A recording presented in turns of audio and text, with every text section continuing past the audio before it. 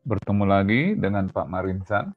Saat ini kita akan melanjutkan pembahasan soal fisika Kutul UGM 2018. Oke, begini soalnya, dua buah senar gitar yang panjangnya sama, gaya tegangan padanya sama, tetapi massa totalnya berbeda. Jadi diketahui begini ya, oh, panjangnya sama, kita sebutlah L1 sama dengan L2. Oke. Terus F1 sama dengan F2. Oke, tapi massa 1 itu tidak sama dengan massa 2. Oke, terus mengalami resonansi. Resonansi artinya F1 sama dengan F2, sedangkan senar kedua, oke, bila senar pertama bergetar pada nada dasar, sedangkan senar kedua bergetar pada nada tingkat pertamanya.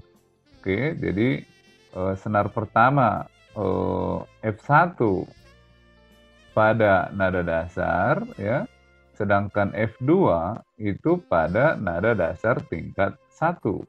Oke. Nah, seperti apa nada dasar itu? Nada dasar itu begini. Jadi dia hanya terdiri dari setengah gelombang. Oke. Jadi lambdanya lambda 1 sama dengan 2L. Ya, karena ini kan setengah lambda. Jadi lambda satunya sama dengan 2L. Sedangkan nada atas pertama dia terdiri dari satu gelombang, ya. Terdiri dari satu gelombang. Jadi gini, ya. Jadi lambda 2-nya adalah sama dengan L. Oke, gitu ya. Nah, sekarang kita masuk ke rumus Mersenne ya, bahwa P itu sama dengan akar dari F per nu atau akar dari F per M per L. Oke, ini berlaku untuk senar 1 maupun senar 2. Makanya apa itu V? Itu adalah lambda kali frekuensi. Jadi kita tulis ini frekuensi 1 gitu ya. Frekuensi 1 dikali lambda satunya adalah 2L. Oke. Sama dengan akar dari F1 per M1 per L. Oke, sedangkan F2 kali lambda 2 itu adalah sama dengan L, ya, sama dengan akar dari F per M2 per L. Oke, jelas ya? Nah, F1 sama dengan F2, beresonansi. F1 sama dengan F2. Berarti ini per ini ya, kita tulis di sini. Kita tulis di sini ya. Jadi akar dari F1 per M1 per L dibagi 2L ya, sama dengan akar dari F2 per M2 per L dibagi ini L ya, dibagi L, karena F1 sama dengan F2. Oke, L-nya bisa kita coret karena sama ya, L-nya bisa dicoret. Oh maaf, ini L. Oh ya, betul ya, betul. L-nya bisa dicoret ya, F-nya sama ya. Oke. Nah, sekarang ini sama dengan ini. Tinggal kita bandingkan. Ini banding ini sama dengan ini banding ini. Atau sebaliknya. M2 banding ini sama dengan ini banding ini. Oke ya, jadi akar dari 1 per M1 ya, per akar dari 1 per M2 itu sama dengan 2 per 1. Oke? Akarnya kita hilangkan, berarti di kuadrat ya. Dan ini naik ke atas dibalik, jadi M2 per M1 ya. Dibalik ini M2 per M1 sama dengan dikuadrat 4. Yang ditanya adalah rasio massa sinar pertama dengan sinar kedua. Jadi yang ditanya itu adalah M1 per M2. Nilainya 1/4. Oke, terjawab ya. Jadi jawabannya adalah E. Sekian soal yang pertama ini. Kita akan lanjutkan ke soal berikut. Ya, kita lanjutkan ke soal yang kedua. Sebuah teleskop memiliki perbesaran sebesar 20 kali. Oke, untuk mata yang tidak berakomodasi. Jika panjang teleskop 84 cm, maka panjang fokus lensa objektif adalah berapa? Oke, gini ya. Jadi perbesaran teleskopnya sama dengan 20 kali. Ya, 20 kali. Sedangkan panjang teleskopnya adalah 84 cm. Oke, kita tahu teleskop itu biasanya dipakai dengan mata tidak berakomodasi. Ya, artinya dengan bayangan di tak hingga. Oke, sehingga perbesaran untuk teleskop yang tidak berakomodasi adalah panjang fokus objektif bagi panjang fokus okuler, ya. Sedangkan panjang teleskopnya adalah fokus objektif ditambah fokus okuler, karena fokus objektif berimpit dengan fokus okuler. Oke, sehingga 20 itu sama dengan FOB per FOK. Dari sini kita dapatlah bahwa FOB itu adalah 20 kali FOK. Oke, paham ya? Nah, sekarang kita masukkan ke sini. 84 sama dengan FOB, ya. FOB, maaf, ini kita ganti ya, bukan FOB.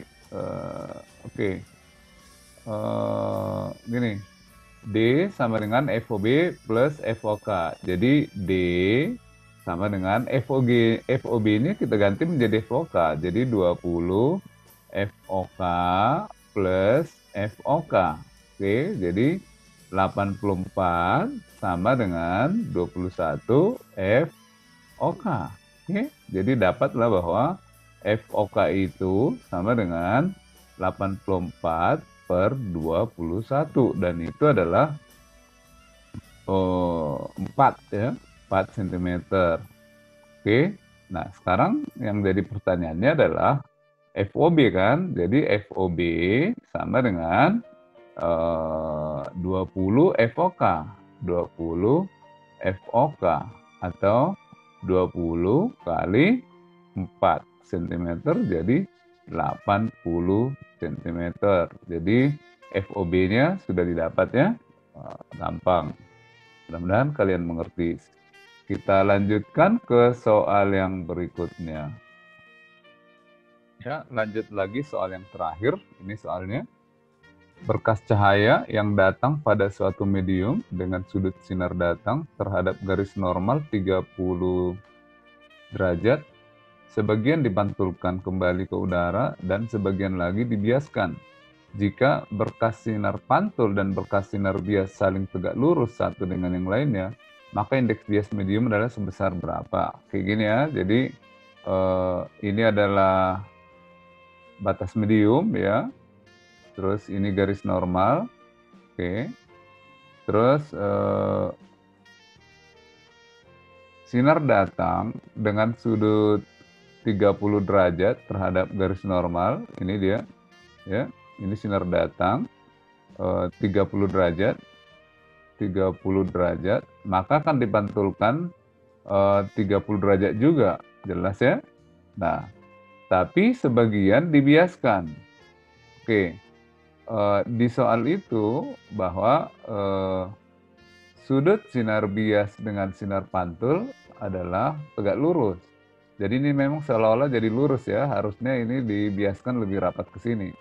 Nah, ini juga 30, ini adalah sudut bias.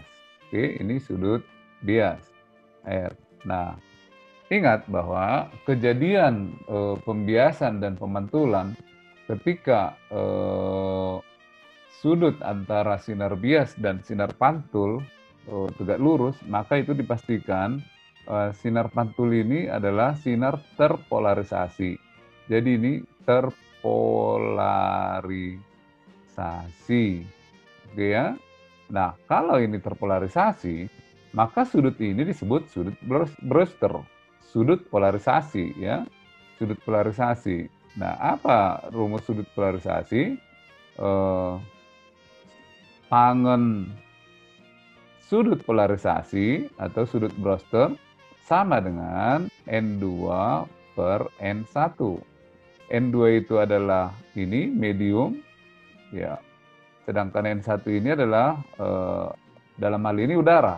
Ini udara, ya. Ini medium, bisa cairan dan lain sebagainya. Oke, seperti itu ya. Nah, yang ditanya di sini berapa indeks bius medium? Berapa N2? Itu yang ditanya. Oke, jadi kita masukkan nilainya. Tangen 30 derajat sama dengan N2 per N1. Oke. N1 ini adalah udara, ya. Jadi ini sama dengan N2 per 1. Ya, jadi tangen N2 atau indeks bias medium adalah tangen 30 derajat. Oke ya, tangen 30 derajat itu adalah setengah akar 3.